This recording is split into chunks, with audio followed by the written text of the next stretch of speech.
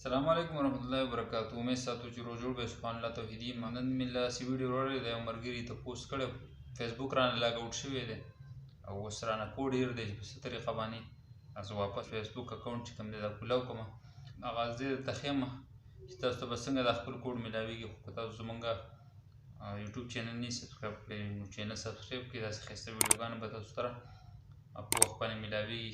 فیسبوک پیج هم نه فالو کړی، فیسبوک باندې دا ویډیو ګورئ نو فیسبوک پیج هم فالو کړئ ولې چې راتلونکي نوي ویډیو تاسو ته او بیا داسې معلوماتي هغه په وخت باندې میلاو شي. او که ویډیو کې انفارمیشن وي ملګرو سره ضرور شیر کړئ.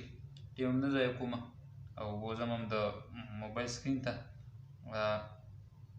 په څه طریقه باندې به موږ خپل دغه چې کوم دی هغه معلومو. نو دا رالو موږ د موبایل سکرین ته ګورئ لومبیا داسې به وکړئ چې سیټینګ ته به لاړ شئ.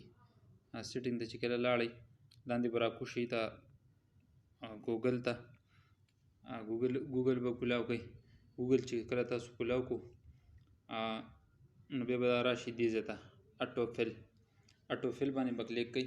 نورې داسې طریقې هم دي ښایسته طریقې هم شته انشاءالله تعالی پر روانو ویډیو کې به زه هغه طریقه ښیم په بدله طریقه باندې دا کولاویږي. خو بهرحال د دې ملګري جواب دی نو هغه سره په دې خپل موبایل کې دا کوډونه پراته دي نو هغوی له صرف دا جواب ورکومه که تاسو ته مسئله نو دغه طریقه کار وکړئ.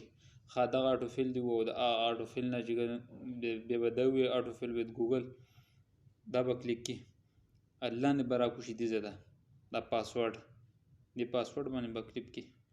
پاسورډ باندې چې کله تا کلیک کړو تا چې څومره خپل اکاونټونه کولاو کړي دي په موبایل کې مطلب دا شو دا فیسبوک ګوګل انسټاګرام دا ټول کوم څیزونه چې تا کولاو کړي ټیک ټاک وغیره هغه ټول به تا سره دلته پراته په هغې به ته کلیک کې او د هغې دغه به تا ته ښي څه شی ورته وایي کوډ به مطلب تا ته ښي.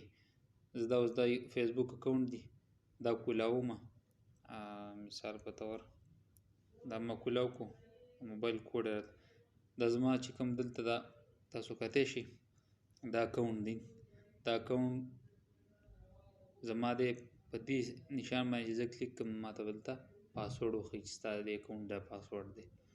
داسې نورې کومې اکاونټ چې دي نو هغه په دې ځای کې ما ته شو کوي چې یاره دا ستا اکاونټ دی او دا یې پاسورډ. طریقه وه خوښ شوي انفارمیشن پکې نو ملګرو سره ضرور شیر کړئ. په الله سپارم. السلام علیکم ورحمۃ اللہ وبرکاتہ.